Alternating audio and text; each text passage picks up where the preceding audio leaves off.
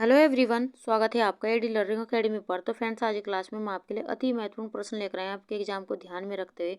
अगर आप home science से तैयारी कर रहे हैं, चाहे आप किसी भी एग्जाम की तैयारी कर रहे हैं, आज की क्लास आपके लिए रामबाण साबित होने वाली है। सभी क्वेश्चन हम यहाँ पर प्रीवियस ईयर लेकर आए जो आपके एग्जाम में आपको ज़्यादा हेल्प करने वाले हैं। तो क्लास को आपको अंत तक देखते चलना है। क्लास इतनी महत्वपूर्ण क्यों होने वाली है, ये तो आपको क्लास देखने के बाद ही पता चलने वाला है। तो कॉपी पेन आप साथ में लेकर बैठिएगा। जो भी आज की क्लास में आपको इंपॉर्टेंट पॉइंट लगे, अपनी नोटबुक में साथ साथ नोट करते ही चलेगा, ताकि एग्जाम के समय आप उन्हें रिवाइज कर सको। और आज की क्लास में कितने क्वेश्चन आपको आते थे, कितने आपके सही हुए, ये भी आपको हमें कमेंट बॉक्स में बताना है।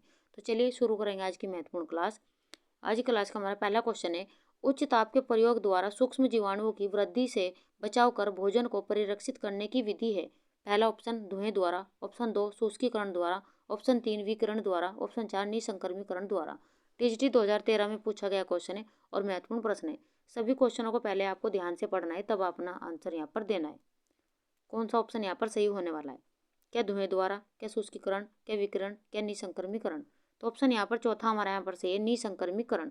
उच्च ताप के प्रयोग द्वारा सूक्ष्म जीवाणुओं की वृद्धि से बचाव कर भोजन को परिरक्षित करने की विधि निसंक्रमीकरण विधि है। आगे बढ़ जाते हैं अगले क्वेश्चन की ओर। क्वेश्चन नंबर 2, जल तथा भोजन किस जीव के कारण अधिकतर संक्रमित होता है? चूहे द्वारा, पिस्सू द्वारा, मक्खी द्वारा या मच्छर द्वारा? पीएचडी 2003 में पूछा गया क्वेश्चन है। अपना आंसर दीजिए, कौन सा ऑप्शन यहाँ पर सही होगा। और जैसे जैसे क्वेश्चनों का यहाँ पर नंबर आगे बढ़ते जाएंगे, ऐसे ऐसे ही लेवल भी यहाँ पर क्वेश्चनों का बढ़ने वाला है। तो इसलिए क्लास बहुत ही खास होने वाली है आपके लिए। आपको अपना आंसर देना है कि कौन सा ऑप्शन यहाँ पर सही होगा।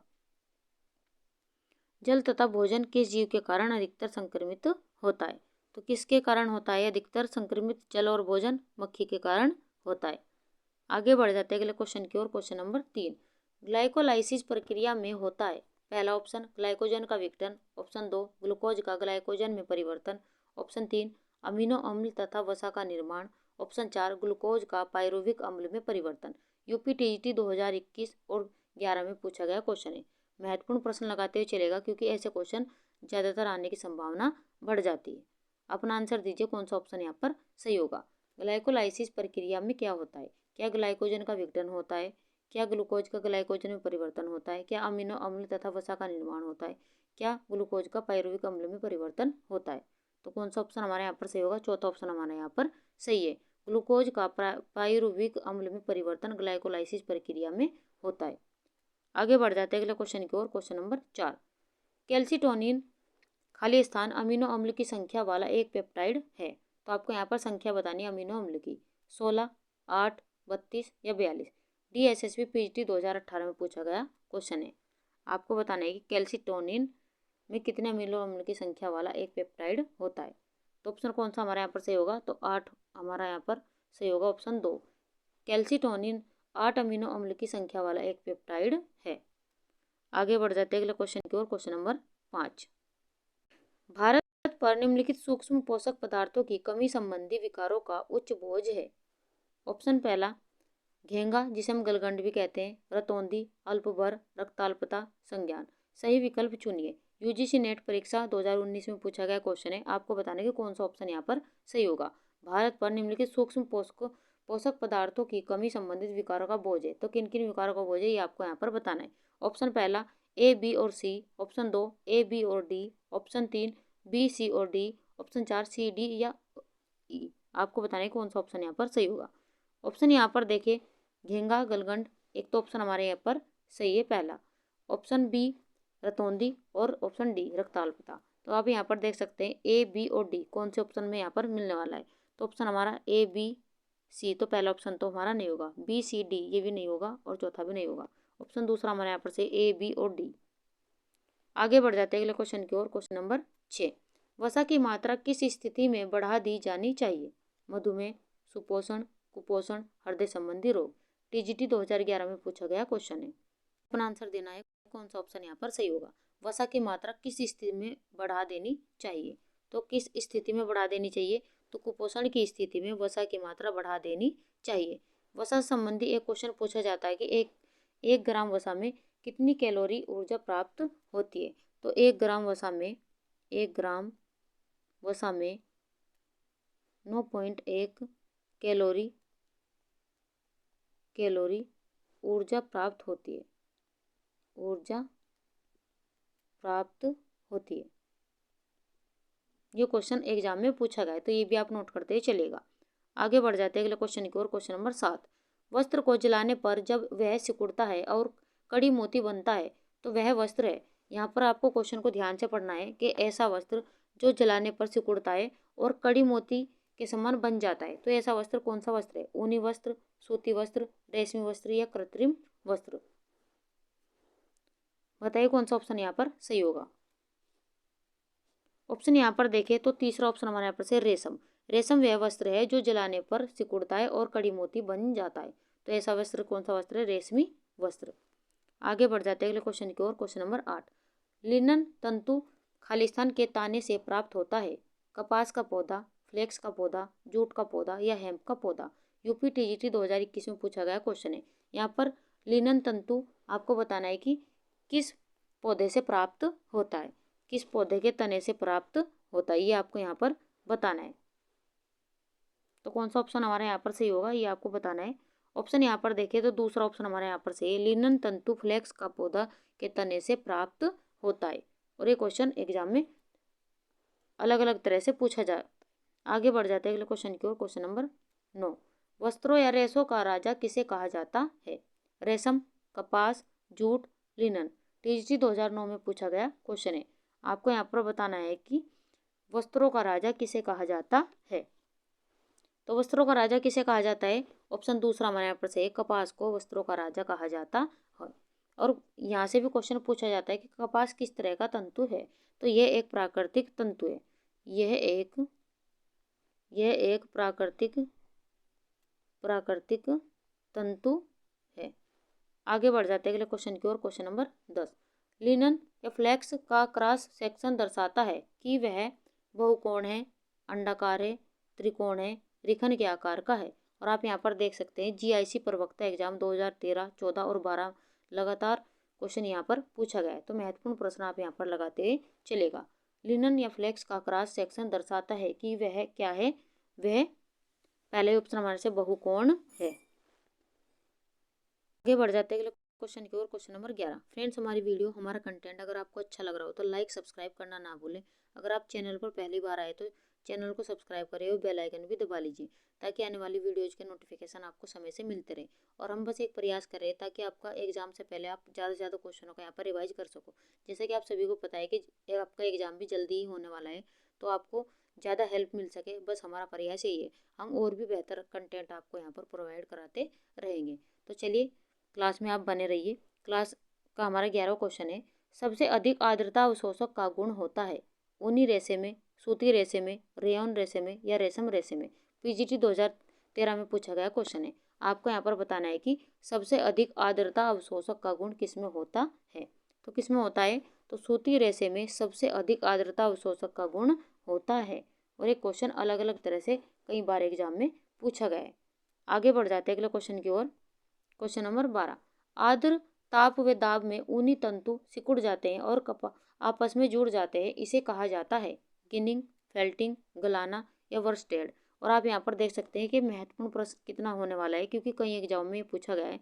टीजीटी 2019, यहाँ पर उत्तराखंड असिस्टेंट प्रोफेसर 2015, जीआईसी प्रवक्ता 13, 14, 12 लगातार पूछा गया क्वेश्चन है। तो महत्वपूर्ण प्रश्न आप यहाँ पर लगाते चलेगा। क्वेश्चन को ध्यान से पढ़ना है कि आर्द्रता ताप व दबाव में ऊनी तंतु सिकुड़ जाते हैं और आपस में जुड़ जाते हैं, तो इस प्रक्रिया को क्या कहा जाता है? तो ऑप्शन यहाँ पर देखें तो क्या कहा जाता है इस प्रक्रिया को, ये आपको बताना है। ऑप्शन यहाँ पर देखें तो इस प्रक्रिया को फेल्टिंग कहा जाता है। तो ऑप्शन हमारा यहाँ पर दूसरा सही है। आगे बढ़ जाते हैं अगले क्वेश्चन की ओर। क्वेश्चन नंबर 13, प्राकृतिक तंतुओं में सबसे मजबूत तंतु है? कपास, लिनन, ऊन या रेशम? आपको यहाँ पर बताना है कि प्राकृतिक तंतुओं में सबसे मजबूत तंतु कौन सा है। तो ऑप्शन यहाँ पर देखें तो चौथा ऑप्शन हमारे यहाँ पर से प्राकृतिक तंतुओं में रेशम सबसे मजबूत तंतु है। तो ऑप्शन हमारे यहाँ पर चौथा सही है। आगे बढ़ जाते हैं अगले क्वेश्चन की ओर। क्वेश्चन नंबर 14, कपड़े की सतह पर जो तंतु के छोर उभर आते हैं उन्हें जलाने की विधि को कहते हैं? कार्डिंग, जिसे हम कंघी करना कहते हैं, सीजिंग जिसे झुलसाना बोलते हैं, सटिंग जिसे छटाई बोलते हैं, और कार्बनाइजिंग। आपको यहाँ पर बताने कि कपड़े की सतह पर जो तंतु के छोर उभर आते हैं उन्हें जलाने की विधि को क्या कहते हैं। ऑप्शन हमारा यहाँ पर दूसरा यहाँ पर सही है सीजिंग, जिसे हम झुलसाना विधि कहते हैं। तो ऑप्शन हमारा दूसरा यहाँ पर सही है। आगे बढ़ जाते हैं अगले क्वेश्चन की ओर। क्वेश्चन नंबर 15, छोटे कद की स्त्री को प्रमुखता से निम्नलिखित में से कैसे वस्त्र पहनना चाहिए। यहाँ पर आपको छोटे कद वाली स्त्री को कैसे कपड़े पहनने चाहिए ये आपको यहाँ पर बताना है। आड़ी धारी के, फूलों तथा बड़ी पत्तियों वाले, लंबी धारी के या चार खाने वाले डिजाइनों के। टीजीटी 2009 में पूछा गया क्वेश्चन है। आपको बताना है कि छोटे कद की स्त्री को किस तरह के कपड़े पहनने चाहिए।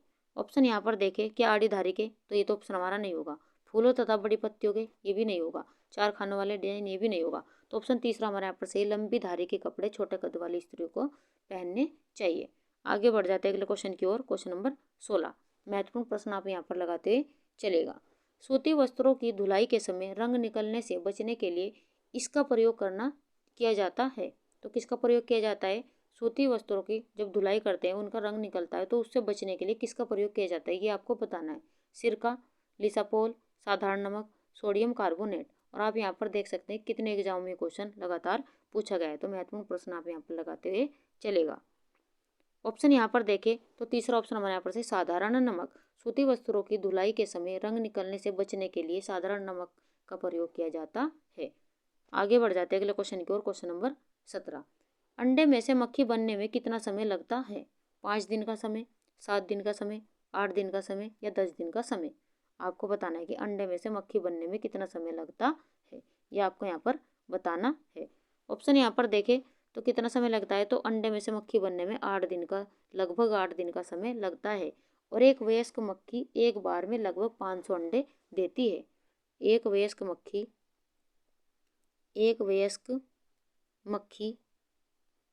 एक बार में लगभग 500 अंडे देती है। ये भी आप नोट करते चलेगा।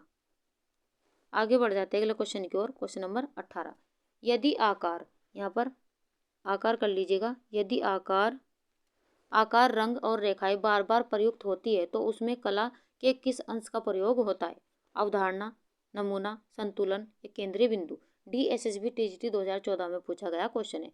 क्वेश्चन को आपको पहले ध्यान से पढ़ना है कि क्वेश्चन में क्या पूछा जा रहा है, कि यदि आकार, रंग और रेखाएं बार बार प्रयुक्त होती है तो उसमें कला के किस अंश का प्रयोग होता है। तो ऑप्शन कौन सा हमारे यहाँ पर सही होगा? क्या अवधारणा सही होगा, नमूना सही होगा, संतुलन या केंद्रीय बिंदु। ऑप्शन यहाँ पर तीसरा हमारे यहाँ पर संतुलन का प्रयोग हो। आगे बढ़ जाते हैं अगले क्वेश्चन की ओर। क्वेश्चन नंबर 19, यूनिसेफ कार्य करती है बूढ़ों के लिए, बच्चों के लिए, मरीजों के लिए, बच्चों और औरतों के लिए। आप यहाँ पर देख सकते हैं लगातार कितने एग्जाम में क्वेश्चन पूछा गया है। GIC प्रवक्ता एग्जाम 2012, 13, 9, 15, 14। आप यहाँ पर देख सकते हैं PGT 2003 में भी क्वेश्चन पूछा गया है। तो मोस्ट इंपोर्टेंट क्वेश्चन आप यहाँ पर लगाते चलेगा। आपको बताना है कि यूनिसेफ कार्य करती है, तो किसके लिए कार्य करती है ये आपको यहाँ पर बताना है। ऑप्शन यहाँ पर देखें तो दूसरा ऑप्शन हमारे यहाँ पर से यूनिसेफ बच्चों के लिए कार्य करती है और इसकी स्थापना 11 दिसंबर 1946 को हुई थी। यहाँ से भी क्वेश्चन पूछा गया है कई बार एग्जाम में, 11 दिसंबर 1946। ये भी आप नोट करते ही चलेगा। और ऐसे क्वेश्चन आपको बड़े ध्यान से देखते चलना है जो बार बार एग्जामिनर यहाँ पर बार बार एग्जाम में पूछे गए, क्योंकि ज़्यादातर एग्जाम में आने की संभावना उनकी बढ़ जाती है। तो इन्हें क्वेश्चनों को यहाँ पर आप देखते चलेगा और मोस्ट इंपोर्टेंट लगाते हुए चलेगा। आगे बढ़ जाते हैं अगले क्वेश्चन की ओर। क्वेश्चन नंबर 20, एक राष्ट्रीय संस्था जो सामाजिक एवं अन्य अपंग बालकों के लिए कार्यरत है। UNAC, UNESCO, CSWB, ICDS। आपको यहाँ पर बताने की एक राष्ट्रीय संस्था जो सामाजिक और अन्य अपंग बालकों के लिए कार्यरत है, तो ये आपको यहाँ पर बताना है कौन सी ऑप्शन यहाँ पर सही होगा। तो CSWB हमारा आंसर यहाँ पर सही होने वाला है। तो तीसरा ऑप्शन हमारे यहाँ पर सही है, CSWB। अगर हम यहाँ पर इसके पूर्ण रूप की यहाँ पर बात करें तो केंद्रीय समाज कल्याण बोर्ड, इसकी स्थापना भारत सरकार द्वारा 1953 में की गई थी। तो यहाँ पर आप नोट कर लीजिएगा, केंद्रीय समाज कल्याण बोर्ड, जिसकी स्थापना भारत सरकार द्वारा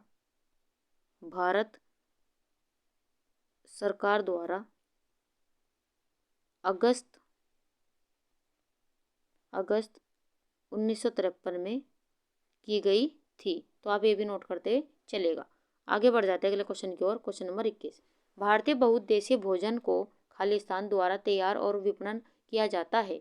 CFTRI, WHO, NIN, UNICEF. TGT 2019 में पूछा गया क्वेश्चन है। आपको बताना है कि भारतीय बहुउद्देशीय भोजन को किसके द्वारा तैयार और विपणन किया जाता है, ये आपको यहाँ पर बताना है। कौन सा ऑप्शन हमारा यहाँ पर सही होगा? तो CFTRI, तो ऑप्शन पहले ही हमारे यहाँ पर सही है।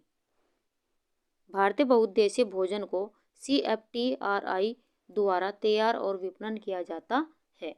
आगे बढ़ जाते हैं अगले क्वेश्चन की ओर। Question number 22। राष्ट्रीय पोषण संस्थान स्थित है दिल्ली में, बेंगलुरु में, हैदराबाद में या कलकत्ता में? GIC प्रवक्ता 2013-14 और PGT 2013 में पूछा गया क्वेश्चन है। तो महत्वपूर्ण प्रश्न आप यहाँ पर लगाते हुए चलेगा। आपको यहाँ पर बताना है कि राष्ट्रीय पोषण संस्थान कहाँ पर स्थित है, ये आपको बताना है। ऑप्शन यहाँ पर देखें तो तीसरा ऑप्शन हमारे यहाँ पर सही है। राष्ट्रीय पोषण संस्थान हैदराबाद में स्थित है। इसकी स्थापना 1959 में हुई थी। जिसकी स्थापना कब हुई थी? स्थापना 1959 में हुई थी। तो यहाँ पे ये भी नोट करते चलेगा। आगे बढ़ जाते हैं अगले क्वेश्चन की ओर। Question number 23। भारतीय रेड क्रॉस सोसाइटी की शाखा होती है प्रत्येक गांव में, नगर में, कस्बे में या जिले में? TGT 2006 में पूछा गया क्वेश्चन है। आपको यहाँ पर बताना है कि भारतीय रेड क्रॉस सोसाइटी की शाखा होती है प्रत्येक गांव में होती है, प्रत्येक नगर में होती है या प्रत्येक कस्बे में होती है या प्रत्येक जिले में होती है, ये आपको यहाँ पर बताना है। तो भारतीय रेड क्रॉस सोसाइटी की शाखा होती है प्रत्येक कस्बे में। और इसकी स्थापना कब की गई थी? यहाँ से क्वेश्चन कई बार एग्जाम में पूछा गया है। तो भारतीय रेड क्रॉस सोसाइटी की स्थापना कब की गई थी? तो इसकी स्थापना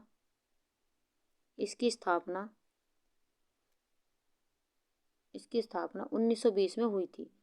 1920 में हुई थी, ये भी आप नोट करते चलेगा। आगे बढ़ जाते हैं अगले क्वेश्चन की ओर। Question number 24। प्रसार शिक्षण का आखिरी चरण है ध्यान आकर्षण, जानकारी, संतुष्टि या आकर्षण? यूपी TGT 2021 में पूछा गया क्वेश्चन है। आपको यहाँ पर बताना है कि प्रसार शिक्षण का आखिरी चरण क्या है? क्या ध्यान आकर्षण है, क्या जानकारी, क्या संतुष्टि, क्या आकर्षण है? तो ऑप्शन है हमारे यहाँ पर सही होगा तीसरा। प्रसार शिक्षण का आखिरी चरण है संतुष्टि। आगे बढ़ जाते हैं अगले क्वेश्चन की ओर। Question number 25। फ्रेंड्स, हमारी वीडियो, हमारा कंटेंट, हमारा प्रयास अगर आपको अच्छा लग रहा हो तो लाइक सब्सक्राइब करना ना भूलें। और जो भी बहनें भाई तैयारी कर रहे हैं वो वीडियो को ज़्यादा से ज़्यादा शेयर करिए अपने भाई बहन, अपने फ्रेंड्स में, ताकि हमें भी मोटिवेशन मिलता रहे और भी बच्चों को इसका फ़ायदा मिल सके। हम आपके लिए और भी बेहतरीन कंटेंट यहाँ पर लाते रहेंगे। ऐसे ही आप अपना सपोर्ट, अपना प्यार बनाए रखिए ताकि हमें भी मोटिवेशन मिलता रहे। और हमें आप ये ज़रूर बताएं कि आपको हमारा कंटेंट कैसा लग रहा है। तो चलिए अब देख लेते हैं अपना 25वां क्वेश्चन। बाल विकास का अध्ययन है बाल्यावस्था तक, किशोरावस्था तक, शैशवावस्था तक या जीवन पर्यंत? PGT 2009 में पूछा गया क्वेश्चन है। आपको यहाँ पर बताना है कि बाल विकास का अध्ययन है कब तक किया जाता है, ये आपको यहाँ पर बताना है। ऑप्शन यहाँ पर देखें तो बाल विकास का अध्ययन किशोरावस्था तक किया जाता है। तो ऑप्शन हमारा यहाँ पर दूसरा सही है। आगे बढ़ जाते हैं अगले क्वेश्चन की ओर। Question number 26। किस वैज्ञानिक के अनुसार नवजात शिशु एक कोरी स्लेट के समान होता है? जॉन लॉक, फ्रॉयड, बी होल्डक, चार्ल्स डार्विन? TGT 2011 में पूछा गया क्वेश्चन है और CTET के एग्जाम में भी काफ़ी बार एग्जाम में क्वेश्चन ये पूछा जाता है। तो मोस्ट इंपॉर्टेंट क्वेश्चन लगाते हुए चलेगा। आपको यहाँ पर बताना है कि किस वैज्ञानिक के अनुसार नवजात शिशु एक कोरी स्लेट के समान है, ये आपको यहाँ पर बताना है। ऑप्शन यहाँ पर देखें तो पहले ऑप्शन हमारा यहाँ पर सही है। जॉन लॉक ऐसे वैज्ञानिक हुए जिन्होंने कहा है कि नवजात शिशु एक कोरी स्लेट के समान होता है। तो पहले ही ऑप्शन हमारे यहाँ पर सही है। आगे बढ़ जाते हैं अगले क्वेश्चन की ओर। Question number 27। एक बच्चा कितनी उम्र तक टोडलर कहलाता है? 8 से 12 महीने, 12 से 36 महीने, 24 से 48 महीने या 8 से 24 महीने? DSSB TGT 2004 में पूछा गया क्वेश्चन है। आपको यहाँ पर बताना है कि एक बच्चा कितनी उम्र तक टोडलर कहलाता है। टोडलर को बाल्यावस्था भी कहा जाता है। तो यहाँ पर आप बाल्यावस्था तो आपको यहाँ पर बताना है कि कब से कब तक मानी जाती है। क्या 8 से 12 महीने, क्या 12 से 36, क्या 12 से 24 48 महीने, क्या 8 से 24 महीने, आपको यहाँ पर बताना है। तो कौन सा ऑप्शन हमारे यहाँ पर सही होगा? तो 24 से 48 महीने, यानी कि 2 से 4 वर्ष क्या होते हैं? बाल्यावस्था, जिसे हम टोडलर भी कहते हैं। 2 से 4 वर्ष, ये भी आप ध्यान रखते हुए चलेगा। तो ये अवस्था क्या कहलाती है? बाल्यावस्था या टोडलर अवस्था। बाल्यावस्था, जिसे हम टोडलर अवस्था भी कहते हैं। तो ये भी आप नोट करते हुए चलेगा। आगे बढ़ जाते हैं अगले क्वेश्चन की ओर। क्वेश्चन नंबर 28, जन्म से 30 मिनट तक की अवस्था कहलाती है शैशवावस्था, प्रसवकाल, नियोनेट अवस्था या पार्ट्यूनेट अवस्था। यूपी टीजीटी 2021, पीजीटी 2009 में भी पूछा गया क्वेश्चन है। तो मोस्ट इंपोर्टेंट आप लगाते हुए चलेगा क्वेश्चन को। आपको यहाँ पर बताना है कि जन्म से 30 मिनट तक की अवस्था क्या कहलाती है, ये आपको यहाँ पर बताना है। ऑप्शन शैशवावस्था कहलाती है, क्या प्रसव अवस्था या न्यूनेट अवस्था या पार्ट्यूनेट अवस्था। तो ऑप्शन चौथा हमारे यहाँ पर सही है। ये अवस्था जन्म से 30 मिनट तक की अवस्था कहलाती है पार्ट्यूनेट अवस्था।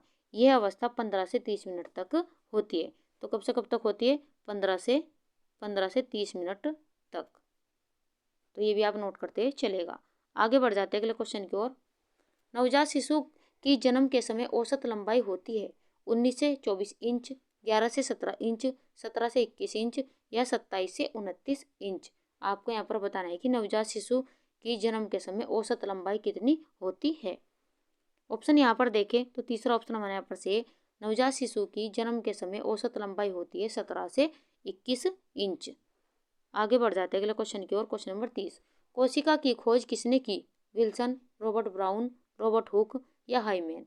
पीजीटी 2013 में पूछा गया क्वेश्चन है। आपको यहाँ पर बताना है कि कोशिका की खोज किसके द्वारा की गई थी। तो ऑप्शन यहाँ पर देखें तो कोशिका की खोज किसके द्वारा की गई थी? सर्वप्रथम की गई थी रॉबर्ट हुक के द्वारा, और इन्होंने मृत कोशिका की खोज की थी। और रॉबर्ट ब्राउन ने यहाँ पर जीवित कोशिका की खोज, अगर आपसे पूछ ले तो रॉबर्ट ब्राउन आपका आंसर होने वाला है। तो यहाँ पर 1665 में कोशिका की खोज रॉबर्ट हुक के द्वारा की गई थी। ये कब की गई थी? 1665 में की गई थी। और ये मृत कोशिका की खोज इनके द्वारा की गई थी। ये भी क्वेश्चन कई बार यहाँ से पूछा गया है। आगे बढ़ जाते हैं अगले क्वेश्चन की ओर। क्वेश्चन नंबर 31, अंगों को जोड़ने का कार्य किया जाता है पेशी उत्तकों द्वारा, उपकला उत्तकों द्वारा, संयोजी उत्तकों द्वारा या तंत्रिका उत्तकों द्वारा।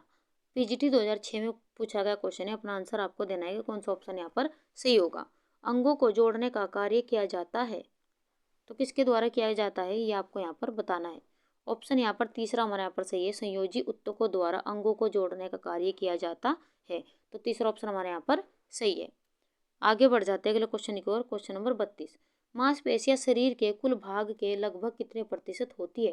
यानी कि मानव शरीर में जो मांसपेशियां होती है वो कुल भाग के लगभग, यानी कि शरीर के कुल भाग के कितने प्रतिशत होती है, ये आपको यहाँ पर बताना है। 60%, 50%, 80% या 90%। टीजीटी 2009 में पूछा गया क्वेश्चन है। अपना आंसर हमें यहाँ पर आपको देना है, कौन सा ऑप्शन यहाँ पर सही होगा। क्या 60%, क्या 50%, क्या 80, क्या 90। ऑप्शन यहाँ पर देखें तो ऑप्शन हमारा दूसरा यहाँ पर से 50%। तो मांसपेशियां शरीर के कुल भाग के लगभग 50% होती है। तो ऑप्शन दूसरा हमारा यहाँ पर सही है।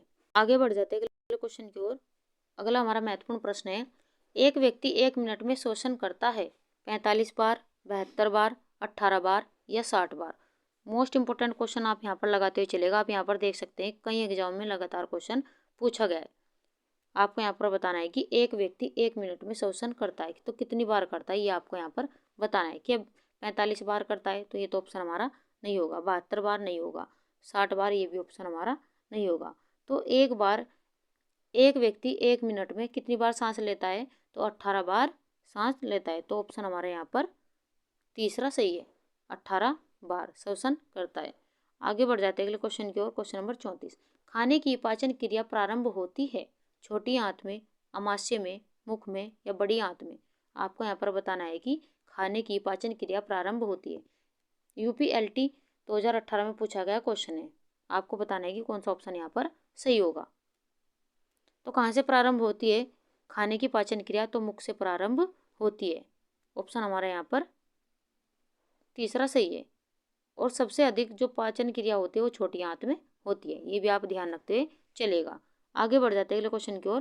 Question number 35। लार में पानी की मात्रा कितने प्रतिशत होती है?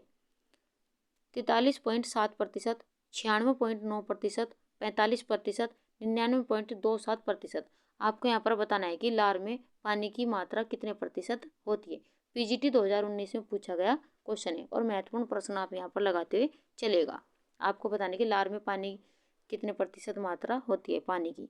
ऑप्शन यहाँ पर देखें तो चौथा ऑप्शन हमारे यहाँ पर से 99.27% यहाँ पर क्या होती है, लार में पानी की मात्रा होती है।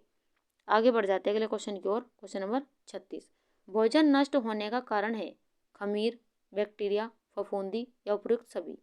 एलटी 2018 में पूछा गया क्वेश्चन है। आपको बताना है कि भोजन नष्ट होने का कारण क्या है। खमीर तो ये भी इसका कारण है, बैक्टीरिया ये भी कारण है और फफूंदी ये भी इसका कारण है। तो इसलिए ऑप्शन हमारा चौथा यहाँ पर सही है। तो भोजन नष्ट होने के कारण क्या क्या है, खमीर भी है, बैक्टीरिया भी है और फफूंदी भी है। आगे बढ़ जाते हैं अगले क्वेश्चन की ओर। Question number 37। काली खांसी का संप्रति काल है 1 से 2 दिन, 2 से 5 दिन, 6 से 18 दिन या 20 से 25 दिन। पीजीटी 2006 में पूछा गया क्वेश्चन है। आपको यहाँ पर बताने की काली खांसी का संप्रति काल कितना है। क्या 1 से 2 दिन है, क्या 2 से 5 दिन है, क्या 6 से 18 दिन है, क्या 20 से 25 दिन है। तो ऑप्शन कौन सा है हमारा यहाँ पर से है, तो 6 से 18 दिन।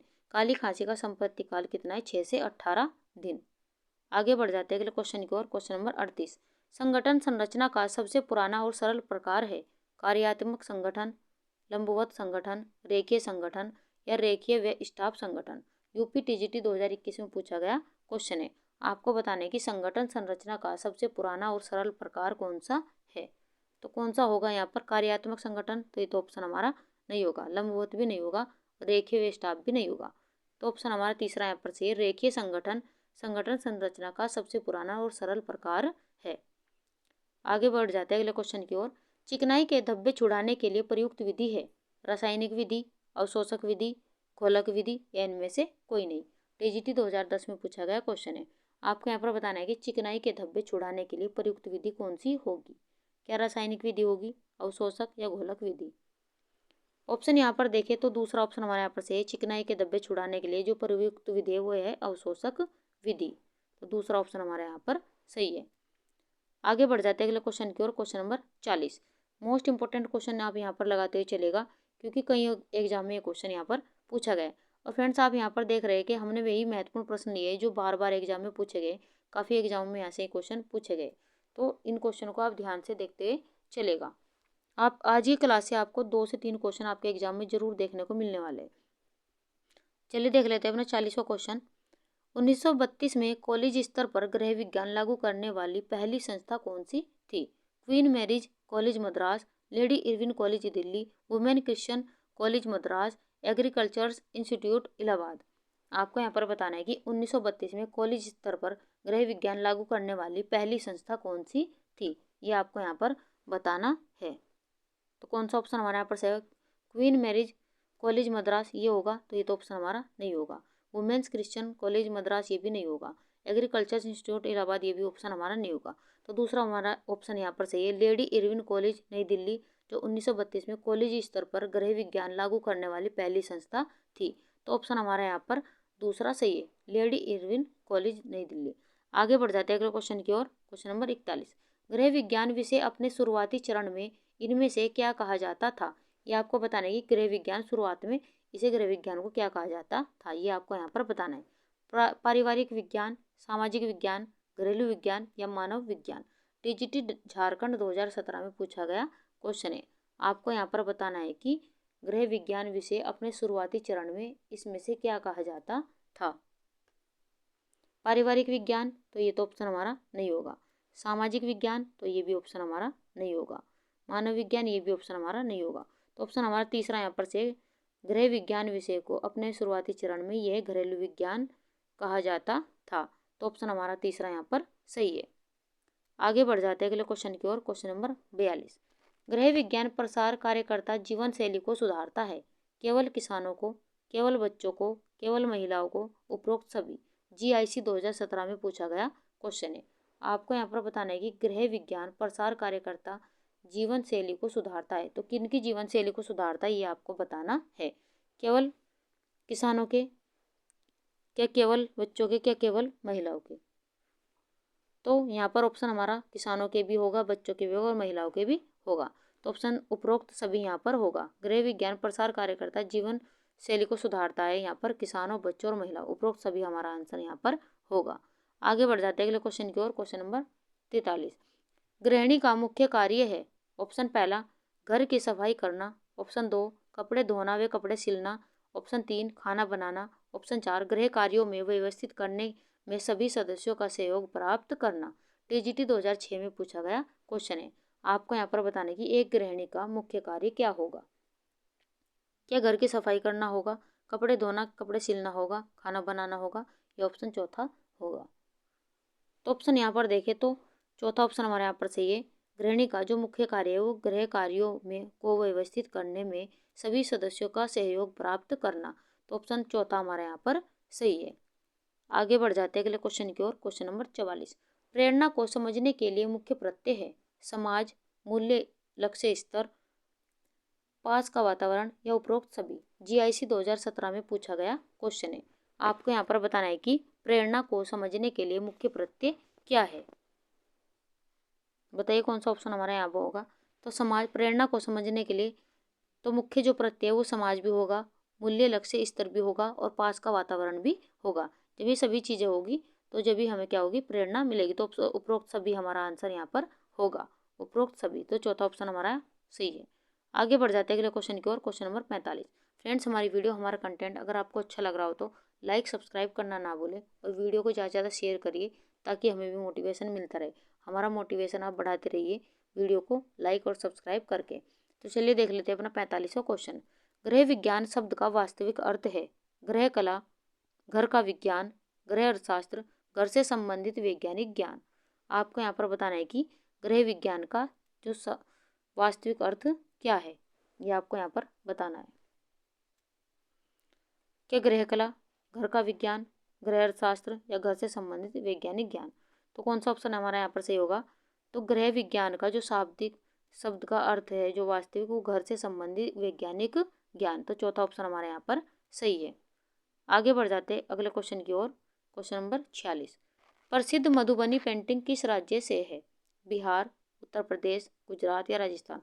मोस्ट इंपोर्टेंट क्वेश्चन लगाते हुए चलेगा, अदर एग्जाम में भी क्वेश्चन पूछा जाता है। तो आपको यहाँ पर बताना है कि मधुबनी पेंटिंग किस राज्य में प्रसिद्ध है। ऑप्शन यहाँ पर देखिए तो पहले ऑप्शन हमारे यहाँ पर से है, बिहार की मधुबनी पेंटिंग ये प्रसिद्ध है। आगे बढ़ जाते हैं अगले क्वेश्चन की ओर। Question number 47। नमी परीक्षण किस रेशे पर लागू होती है। रेयान, सूती, एबेस्टस, या कांच। यूपी पीजीटी 2021 में पूछा गया क्वेश्चन है। आपको बताना है कि नमी परीक्षण किस रेशे पर लागू होती है, यहाँ पर बताना है। तो नमी परीक्षण केवल लिनन और सूती वस्त्रों पर प्रयोग की जाती है। तो ऑप्शन हमारा यहाँ पर होगा सूती वस्त्र। तो किन किन पर की जाती है, तो केवल लिनन व सूती वस्त्रों की पहचान के लिए की जाती है। सूती वस्त्रों की पहचान के लिए की जाती है। तो आप ये भी नोट करते चलेगा। आगे बढ़ जाते हैं अगले क्वेश्चन की ओर। Question number 48। सबसे कम घर्षण प्रतिरोध रेशा होगा। निष्प्रभ, साटिन, मोटा सूती कपड़ा, 4 खानेदार सूती कपड़ा। DSSB PGT 2018 में पूछा गया क्वेश्चन है और महत्वपूर्ण प्रश्न आप यहाँ पर लगाते चलेगा। सबसे कम घर्षण प्रतिरोध रेशा कौन सा होगा, ये आपको यहाँ पर बताना है। तो कौन सा होगा, तो ऑप्शन तीसरा हमारे यहाँ पर सही है, मोटा सूती कपड़ा सबसे कम घर्षण प्रतिरोध रेशा होगा। तो ऑप्शन तीसरा हमारे यहाँ पर सही है। आगे बढ़ जाते हैं अगले क्वेश्चन की ओर। राई के बीजों में अधिकतर मिलावट की जाती है। केरावे बीज, खसखस बीज, आर्जिमोन बीज, धतूरा बीज। यूजीसी नेट 2005 में पूछा गया क्वेश्चन है। आपको यहाँ पर बताना है कि राई के बीजों में अधिकतर मिलावट किसके बीजों की जाती है, ये आपको यहाँ पर बताना है। तो किसके बीजों की जाती है, क्या केरावे के बीज की जाती है, तो ये तो ऑप्शन हमारा नहीं होगा। खसखस के बीज, ये भी ऑप्शन हमारा नहीं। धतूरा बीज, ये भी ऑप्शन हमारा नहीं होगा। तो राई के बीजों में अधिकतर जो मिलावट की जाती है तो वो आर्जिमोन के बीज की जाती है। तो ऑप्शन तीसरा हमारे यहाँ पर सही है। आगे बढ़ जाते हैं अगले क्वेश्चन की ओर। और फ्रेंड्स ये हमारी आज की क्लास का अंतिम क्वेश्चन है, क्वेश्चन नंबर 50। जैम और जेली परिरक्षण के लिए चीनी का कितना सांद्रण रख सकते हैं? 75%, 40%, 65% या 50%? यूजीसी नेट 2019 में पूछा गया क्वेश्चन है। आपको अपना आंसर यहाँ पर देना है। जैम और जेली परिरक्षण के लिए चीनी का कितना सांद्रण रख सकते हैं, ये आपको यहाँ पर बताना है। क्या 75%, क्या 40%, क्या 65, क्या 50? तो ऑप्शन कौन सा हमारे यहाँ पर सही होगा? तो तीसरा ऑप्शन हमारे यहाँ पर सही है, 65%। जेली और जैम परिरक्षण के लिए चीनी का जो सांद्रण रखा जाता है वो 65% रखा जाता है। तो चलिए फ्रेंड्स, ये थी आज की हमारी क्लास। हमारा कंटेंट आपको कैसा लगा उसके बारे में आप हमें कमेंट बॉक्स में ज़रूर बताएं। अगर हम ऐसी क्वेश्चन की वीडियो और लाएं तो ये भी आपको हमें कमेंट बॉक्स में बताना है। आपको हमारा कंटेंट कैसा लगा ये आप हमें ज़रूर बताएं। तो चलिए मिलते हैं नेक्स्ट वीडियो में। वीडियो आपको पसंद आई हो तो लाइक सब्सक्राइब करना ना भूलें। तो चलिए अपने माता पिता का सम्मान कीजिए। वीडियो देखने के लिए थैंक यू।